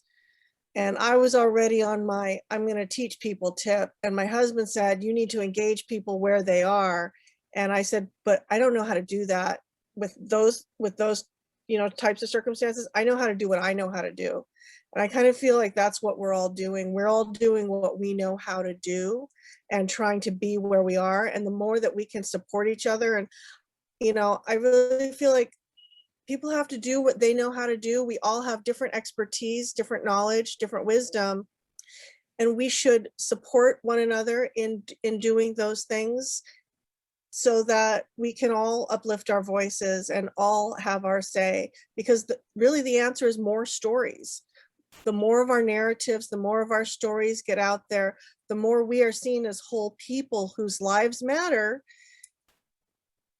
the less likely somebody is going to dehumanize us and treat us without respect. So however that message can be communicated in whatever venues that it can be communicated, I celebrate it. I do want people to stay safe and take care of their safety first, because without that, we can't really promote the idea that our lives are precious if our lives are being put at risk. Thank you, Wei Ming. And on that note, we're actually back on schedule with the open share period. If any attendees want to share, just raise your hand and I will find you and promote you to speaker. And you have 3 minutes to share or less. Anyone? Okay, there's an anonymous question. White supremacy, yes, but lots of attackers are people of color. Is this white supremacy osmosis. Anyone want to tackle this?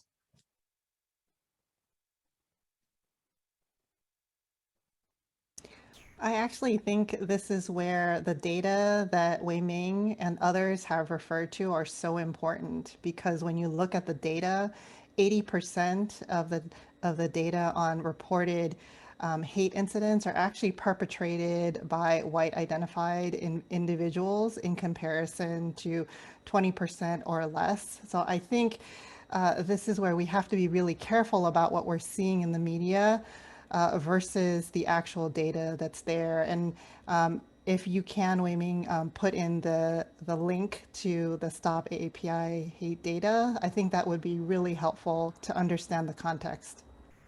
Yeah, can I chime in here as well? I'm trying to not say too much, but you know, the idea of white supremacy osmosis, maybe not osmosis, but really it's just that we are all conditioned in this system that is heavily structured and informed by white and Christian supremacy. If you look at our country in the United States, right? So although it might be an African-American or a Latino or a non-white person, even an Asian attacking an Asian, right? It doesn't necessarily mean it's not an outcome of white supremacy, because we have been taught to devalue Black lives. We have been taught to devalue Indigenous lives. We have been taught to devalue Latino lives, right? And queer lives. And that the image, the model of the American dream for everyone is not an image of my family, multiracial family that's queer, right? But rather a white man and a white woman with a boy and a girl and a labradoodle, right? That is the image. And because that image is in our heads, it informs how we then perceive others that don't fit into this image, right? And so, so yes, even though it is an African-American perpetrator on an Asian American victim, it does not mean that the life informed by white supremacy, you know, is not a factor. Hopefully that made sense. Anyone else? Or we can move on from that. Let's talk about solidarity. Oh, okay. Let me back up a little bit and just take the stage for my 3 minutes. I got involved because I moved to Clayton in the week before Thanksgiving, the weekend before Thanksgiving.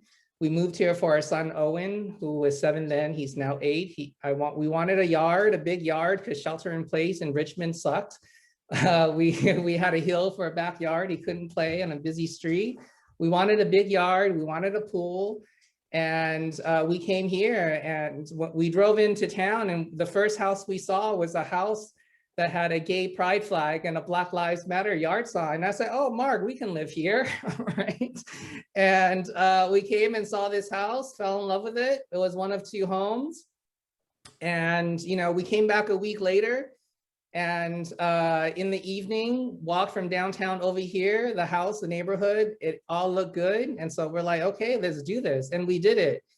And we just had, you know, we moved in, our neighbors weren't here. They came back later after Thanksgiving, and they put up a Confederate flag. And being a scholar of ethnic studies, specifically Asian American studies, that flag means something different for me. And it gave me a physical reaction where it made my stomach turn. I felt haunted. I walked my dogs and I felt ashamed and embarrassed. It's like, why did I move here? Why did my partner and I just buy a house for over $1 million to live next to someone that is gonna fly a Confederate flag? So I was bothered by it. And I was sleepless, and then you hear the news of anti-Asian violence, and you know, my imagination went wild. And so I quietly just looked for my yard sign, that we believe sign, you know, we in this house, love is love, Black Lives Matter. I put that out. And then June 6th happened, and I was very troubled by that. And so I put out a white supremacy is terrorism sign, as well as a Black Lives Matter sign. And that's when I got some pushback from my neighbor who flew the Confederate flag. And, you know, one, he said he was going to report me for having too many yard signs because it's against the city ordinance. There's no such thing. Right. And then, you know, on March 1st, I had my second altercation with him where he threatened to like beat me up for parking in front of his house when it's a public street. And then his son-in-law started to like harass me. And when his son-in-law started to harass me, I was tempted to call the police, but I didn't on the first 3-4 occasions because I didn't want to be that person, right? I didn't want to be like, you know, someone that quote unquote plays the race card or something.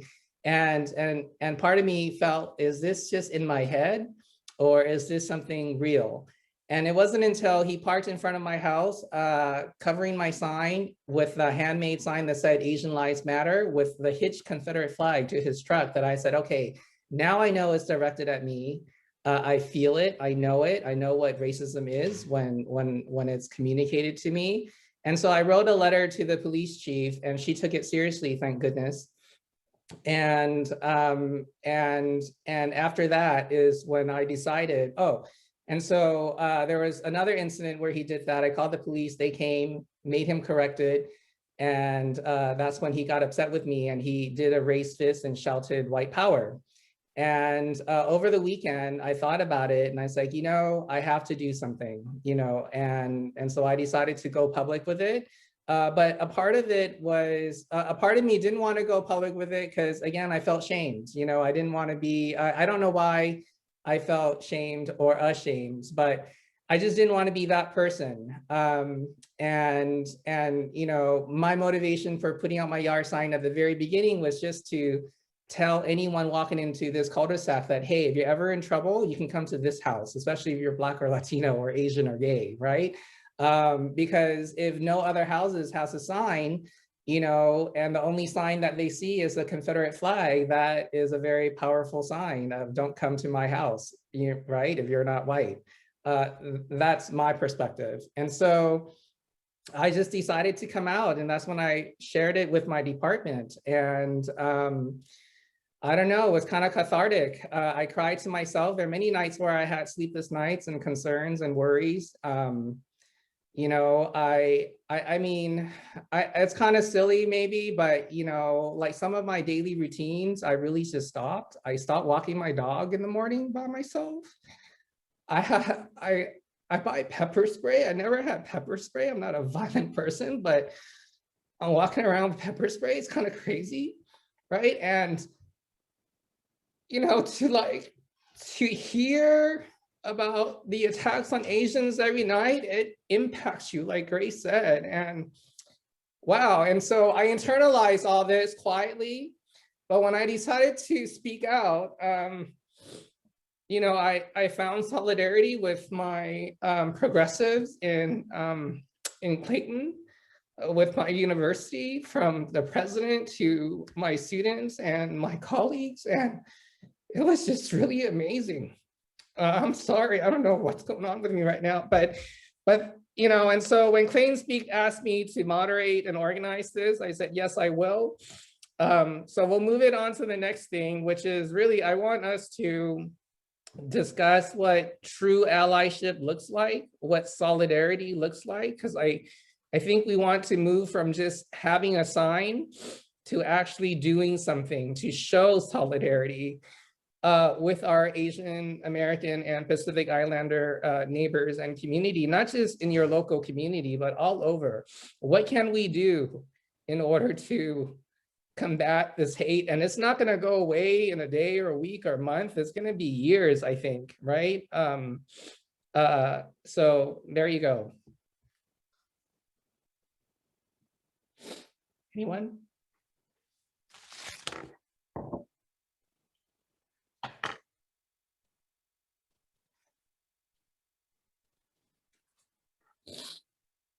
So quiet. Anyone want to share what solidarity looks like or what true allyship would be. Before we do that, can we just take a moment to acknowledge what you just shared and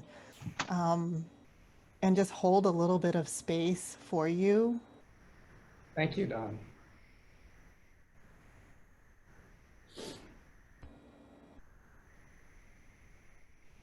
There's a lot of comments in chat for people who see you and support you, right? I just want to make sure that you see that. Thank you.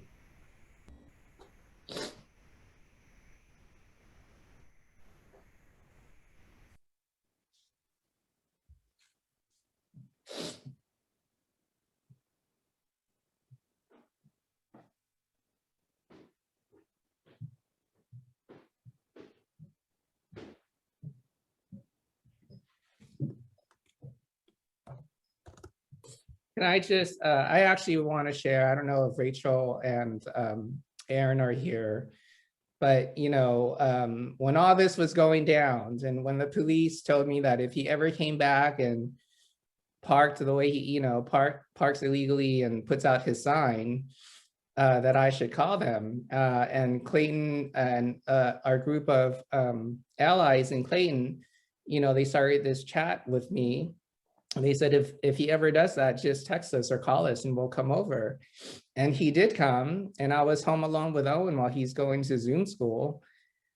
And I felt nervous. Although I knew the police were coming, Aaron and Rachel asked if I wanted them to come. And I said, actually, I do, I think, because I'm pretty nervous right now because this guy, you know, on Facebook is very pro-gun, a gun fanatic, you know. And within minutes, they came over and just parked in my driveway and they stayed there until he left. I was so moved. I was so touched by that. You know, they made me feel safe. They made me feel welcome.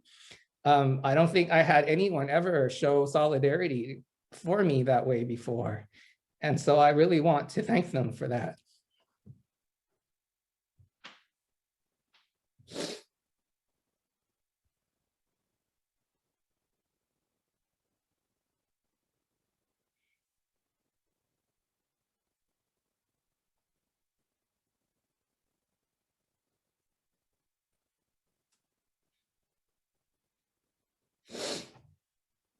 Following up with what Don was suggesting, to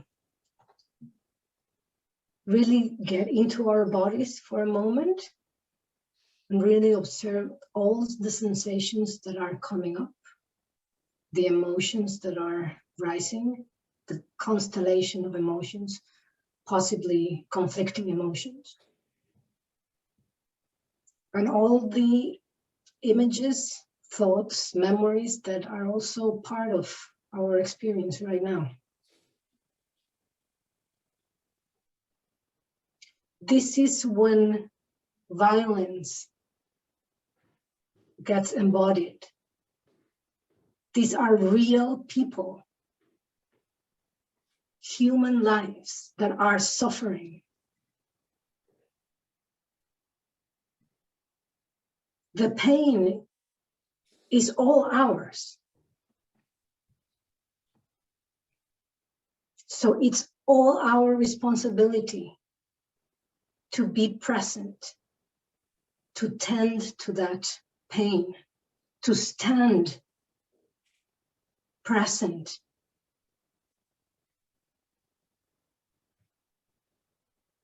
And make a commitment to really make a change, to hear people's stories, to not be afraid to get in the mess of emotions, because that's the only way when we can really face those shadows and change them, transform them, compose them, so that they create new life, a new form of being, a new form of relating that is based on community, that is based on presence and care, on respect, on compassion, on love.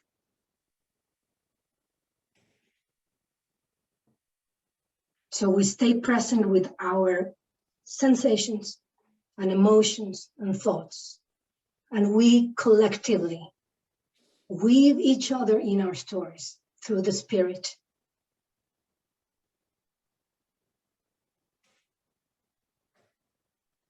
We make a commitment to life. We make a commitment to love, to be here with each other.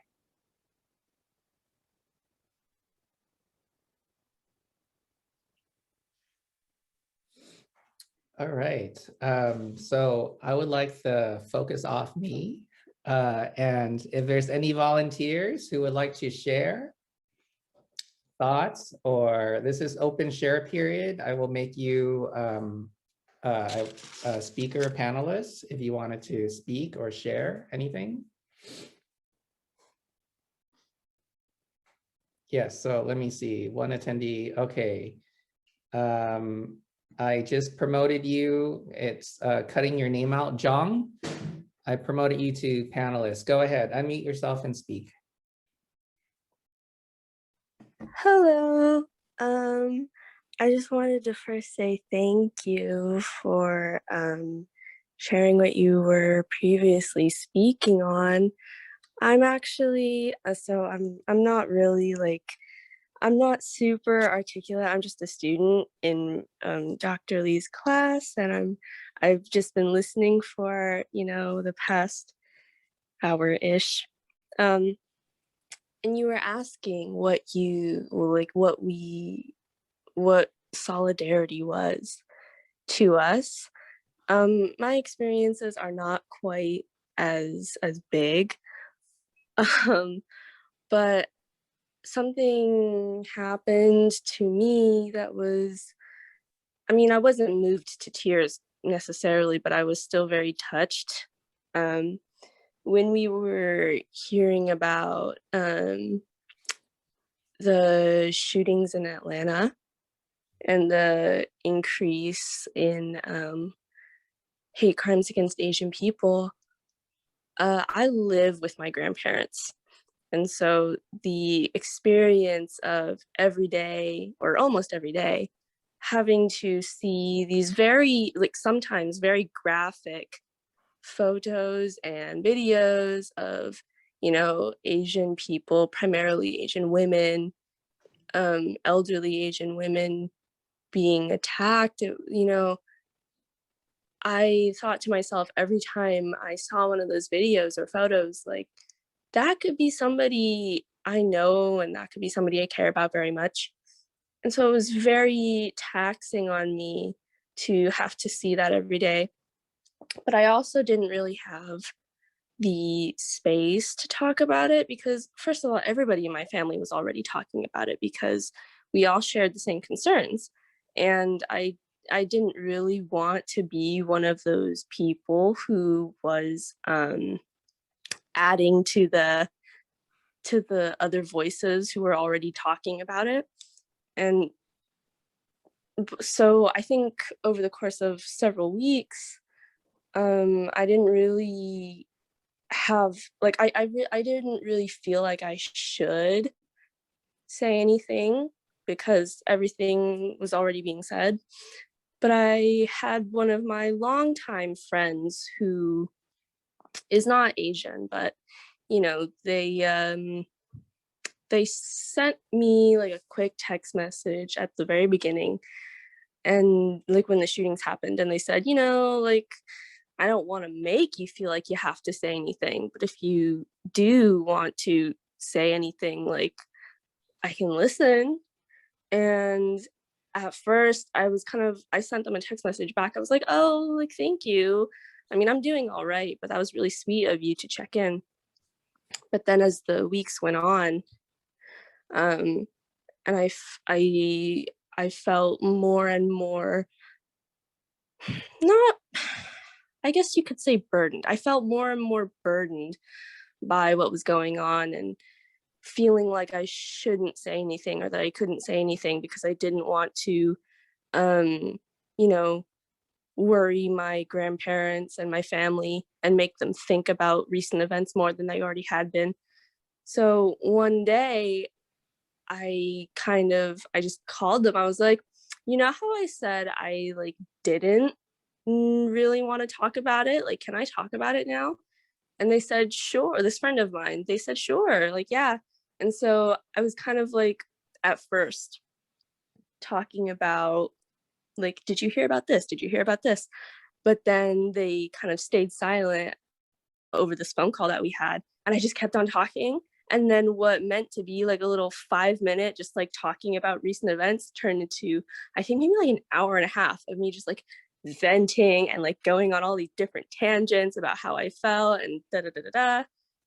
But you know, the entire time they didn't really say anything. They just kind of allowed me to sort of just like spill my guts. And at the end of this really long tangent that I went on, they were like, do you feel better now? And I was like, actually, I do feel a lot better now. Like talking to them and them allowing me the space to speak, but also to be like really mad, because I ended up, you know, during this tangent, I ended up getting really, really mad and really, really emotional. And I kind of wasn't expecting myself to. And so in that moment, I was really, really moved that this person allowed me to be as emotional as I wanted and to be as angry as I wanted without, you know, just sitting back and letting me be that emotional. Great, thank you. It's Thank not you quite for so sharing. impactful, but I was very touched. Yes. Thank you so much. All right, we have someone else. I'm going to promote you. Roll, like Noel, but with an R. Roll. Go ahead. I promoted you to panelists.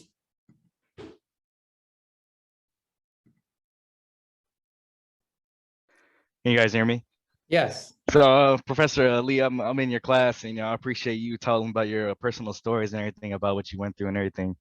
I really appreciate that. Really kind of like got me affected. So with my certain situation, like how I look at like solidarity as a whole is I mean, I think I'm ex-military, so like a lot of like, especially in the Army, like we have there was a goal, like for me being just an Asian American general in the military, is already like a big deal already, because like you don't really see that many of us. So like the fact that like for me, I had like a bond with like a lot of other individuals that are all like basically like you pretty much would at that point, whenever you get to your first unit, you kind of figure out who really you want to. It doesn't matter what color they are, what background they come from, but there's a common goal, and we fight for that goal, like there's a reason why we join. Is not maybe the other reasons were like that, it could be like money or whatever. My first initial thing was because of my grandpa. I mean, it was World War II that he survived the Bataan Death March, and I joined because that's was my sense of purpose.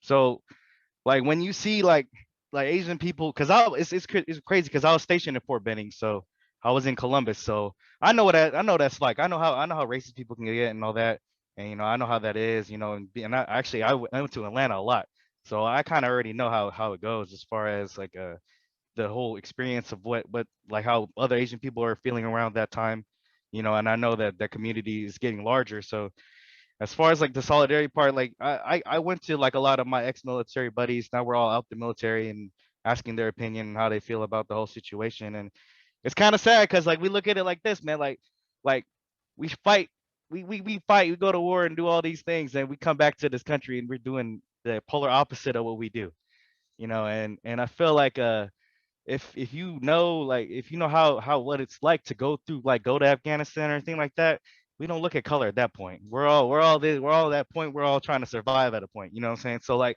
it's kind of frustrating to see like other communities not understand. And for me as a vet, like just to bring awareness to like other veterans, that because I know there are veterans, that are racist and all like that. I know how that works. Like I know I've met. I couldn't get promoted for almost like a year and a half while I was in, because I wasn't white. I know how that's like. I'm not gonna sit here and lie about that. But that's part of the solidarity factor, is that even though that happened, my bosses and all my NCOs, we all knew what was going on. But we all had a common goal, and the common goal was to elevate ourselves and become better individuals and figure out our sense of purpose of like, it's not about the person it's not about like the mission or anything like that. It is about the mission, but at the same time, it's the guy next to you or the girl next to you. So I think the biggest thing I wanted to bring across is as far as like the solidarity point is that if I can go through a lot of struggles and tribulations and trials and tribulations and like just like you have and anybody that goes through it, I mean it's all about the mental fortitude and understanding that knowledge is key, and you have to really see yourself in that person's shoes and like look at it like they're not taught, like they don't know, they like a lot of the other speakers said, there's no knowledge of that. So the more you open up about that and know like what it's like, because I've been across the world and I had to talk to people I don't even know, that don't even know me, and I don't even know this guy, and we're getting along in a whole different country, you know what I'm saying? So it's like it's just adaptability, it's learning how to adapt. And I feel like the biggest thing is just learning how to adapt certain situation and learning how to compartmentalize everything. That's Thank it. you so much. Thank you so much for sharing. Terry Denslow, you have the floor. Thanks, Jonathan. I just wanted to comment real quick. My husband Scott earlier had asked a question about white people having a hard time relating to some of the Asian hate, and he was nice enough to not reveal that that's been me for quite a long time. And part of why I wanted to mention that is Scott and I grew up on the East Coast in a very African American centric community, and we knew a lot of LGBTQ folks, and we've always been very strong allies of those two communities. But honestly, I just didn't know a lot of Asian people when I grew up. And when your situation happened in Clayton, I wasn't having the initial visceral response as what had happened back in June with the African American community. And I kept kicking myself for a really long time and saying, why am I not having this response? But I knew that, and I talked a lot with Scott, and I said, I knew that we needed to speak up and be an ally, whatever an ally looked like, and then figure that out along the way. And being a part of this conversation and hearing your raw emotion and hearing everyone else's raw emotion has helped me to understand what that means to be an ally to the Asian American community. And so I guess the one thing I wanted to leave with the panel is it's don't be afraid to speak up. And for those out there that are allies, even if you don't know what to say, don't be afraid to speak up and say, I'm an ally, and then figure it out as you go along, because there's a lot of people that deal with a lot of microaggressions, and we all deal with them on a different level. And it's just hard to put yourself into someone else's shoes, but just raising your hand and saying, I'm there for you, and letting that person have the floor and speak. I think it does wonders to help bring more inclusiveness in our community and help those that are on that journey to understanding to get there a little bit farther. So I thank you, Jonathan, for bringing this forward, and for the entire panel for having the vulnerability to help bring inclusivity into our city and our community. Great, thank you, Terry. There is a question in the Q&A if panelists want to address it. It says, wonder if some of the awful crimes are crimes of opportunity targeting Asians because they are easy targets, often carrying cash, and tending not to report crimes more. Hi.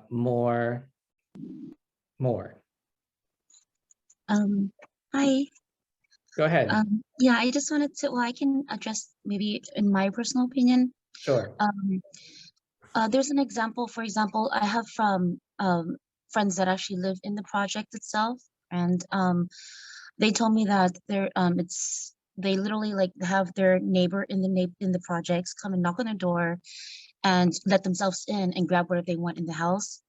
And they know that they're not going to report it. They know, so they're always on constant, a victim, if you can say, based on Asians in general, we don't like to make a big scene, or we don't want to report language barriers, being afraid that, oh, if we do say no, don't go, you're going into my house, then it's just pretty much like one Asian family, and there's no, how do you say, it's just repeated. It's like, it was almost like, I feel like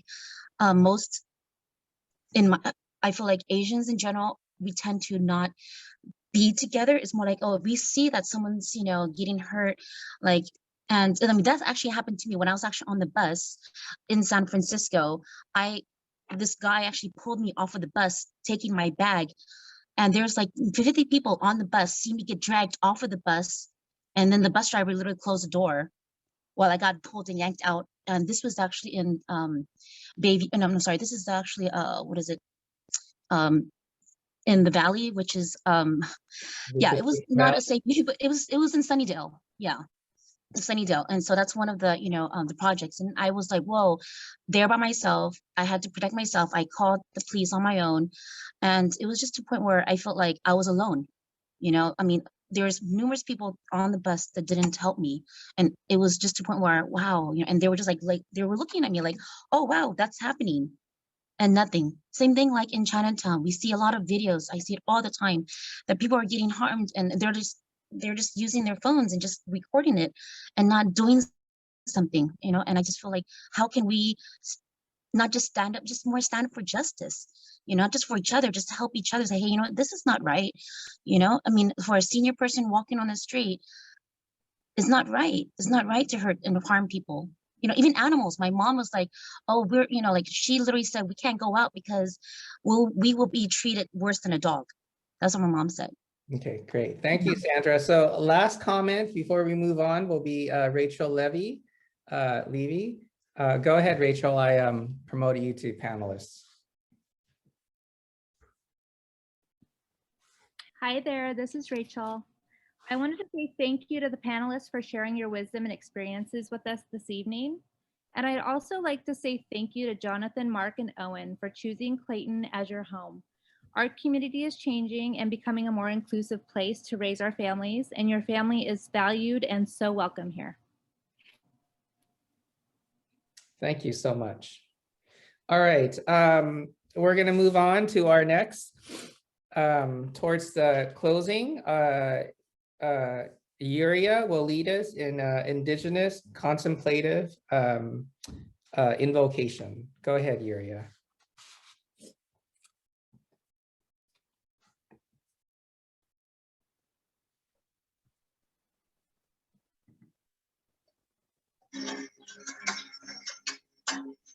I ask you to please take a moment and close your eyes or leave your gaze just soft. Locate your body in the room where you are. Move yourself away from the screen.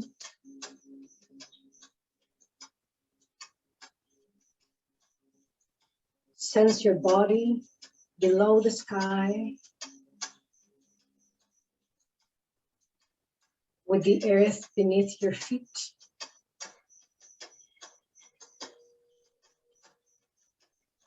Uniting both sky and earth in your heart.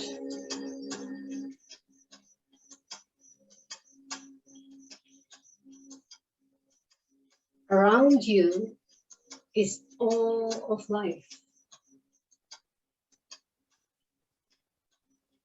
Siblings of the fungi, tender spring green and vibrant blooms. Hummingbirds, birds, rock, water, fire, and air. And all relatives of the land, including humankind.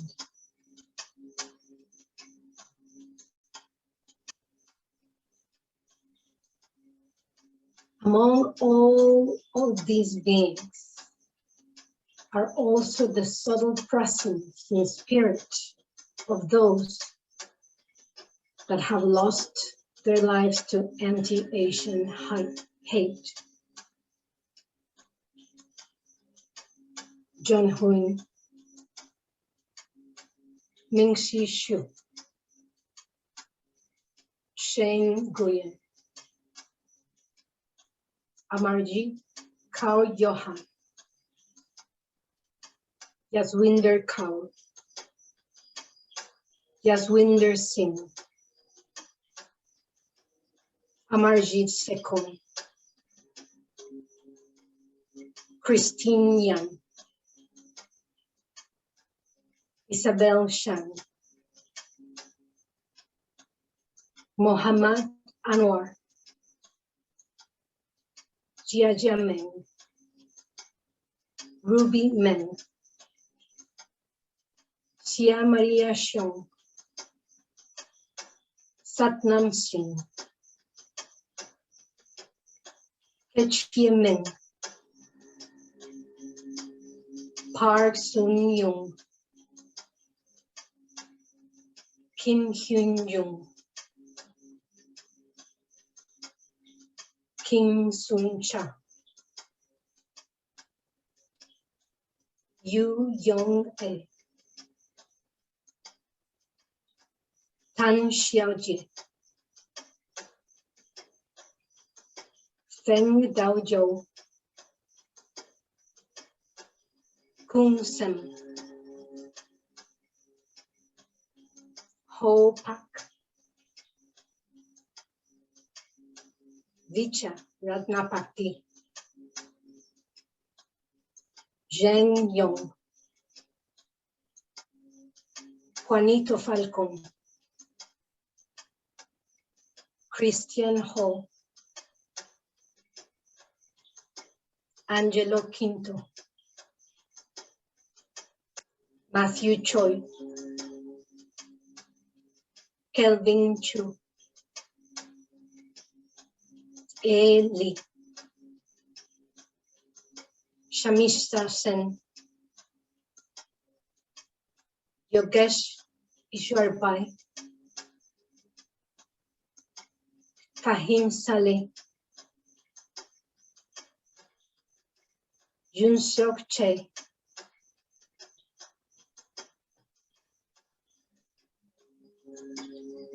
all of these beings are looking at you, communing with you.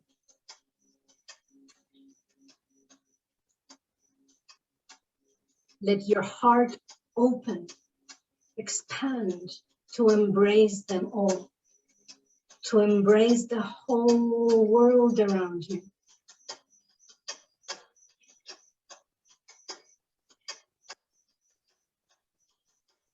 Realize the state of confusion of the world has been created by the mind. These suffering conditions have been created by the distorted perceptions of human minds.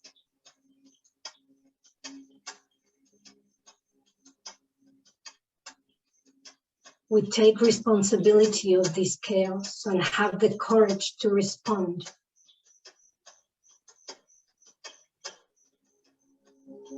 Mind and heart, sky and earth. No, these conditions can be changed simply because they were once created.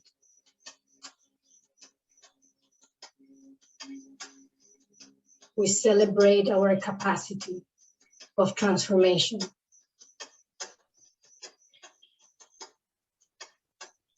We have come, our dear friends, with jewels to surround you, with starling feathers to unite you, with guacamaya plumage to embrace you, to paint you with the colors of gold, with shuddering quetzal feathers to weave our friends together, with songs to circle the community to invite you in the earth where we all gather. This way we offer each other to the other. We have come to stand by you, to sing to you, to let the chanting flow for you, our friends. It is Life Holy who sends us to bring you flowers. We come to make friends here.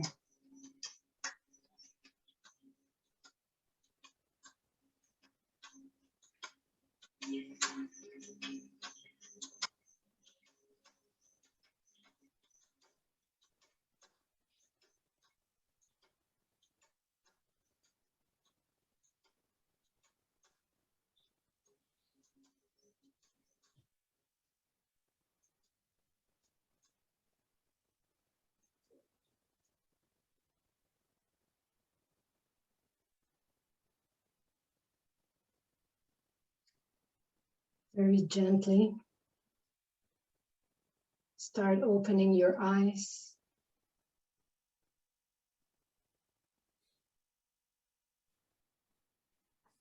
And welcome back.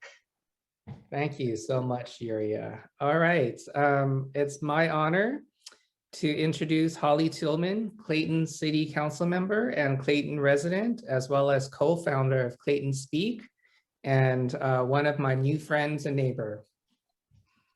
Thank you, Jonathan.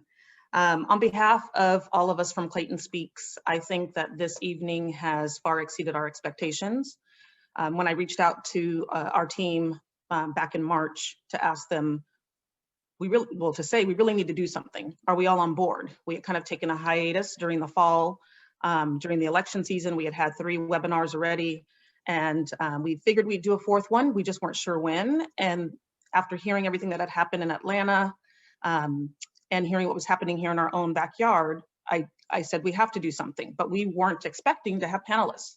I wanted it just to be an open forum, something that we hadn't done, which was letting the audience speak before we had panelists. And then in speaking to Jonathan and hearing about his situation, I said, you know what? I think you should be the moderator. I'm glad I asked him. You did an amazing job, and I can't thank you enough for finding all of these panelists. I also wanted to thank San Francisco State University, not only for sponsoring this and allowing us to use this webinar and the Zoom, but for allowing all of you guys to participate, share your voices, make sure that we can hear your stories and know that we hear you. As I said, it exceeded our expectations. We wanted to be able to give you this space to share, and I'm glad that attendees did as well. Some things that I heard this evening, which I've been hearing a lot. I sit on our DE&I group at my company, and what others shared, because we did something similar a couple of weeks ago, was, I think it was Yu Chao who said the Oppression Olympics. That's a great way to say it. It's not a competition. It shouldn't be, whether or not the Black community is being oppressed more than the Asian community or the Latinx community. We're not competing. All hatred is horrible, and we need to find a way to make it stop. As I shared when I spoke up at our Black Lives Matter rally back in June, if you see something, say something. Silence is complicity, and I think that goes for all communities. But at the same time, I think we all need to remember that just like it's not an oppression Olympics, we also need to stop expecting people to get out of their comfort zones too early. I think that we are all on our own journeys. Some people are introverts and don't feel comfortable speaking out, but I think they're finding their voices. I know that my coworker had shared that she didn't feel it was her place as an Asian to speak out about what was happening to her, whether it was in the workplace or in her neighborhood, because she felt like what was happening in the Black community seemed more important than what was happening in the Asian community. And like I said, it's not a competition. All of us need to speak out. Even if you think it's something minor, please speak out. I know in our own family, we weren't sharing what was happening here to us in town and throughout our lives. And so people just thought and assumed that it wasn't happening. And I think that's probably in every community, regardless of what your race is. If we're not talking about it, people don't realize how bad it is. And I think the more that we can share those stories and make sure that people are hearing what it is, do not let them diminish what you're sharing. Do not be gaslit and let people tell you it's not happening to you. We know how it feels. We know what is happening, whether it's a microaggression or not. And I can't thank you all enough for speaking out and sharing your experiences tonight and letting us, as Clayton Speaks, let you have that voice so everybody can hear. So on behalf of everybody from Clayton Speaks, thank you all for participating tonight. Thank you so much. And we're 4 minutes over, but that ends our evening. Thank you. Thank you. This is Owen. You want to say hello? Hello. Hi, Owen. Thank you for sharing your dad with us. Yes. All right. Great. Thank you so much, everyone, for participating.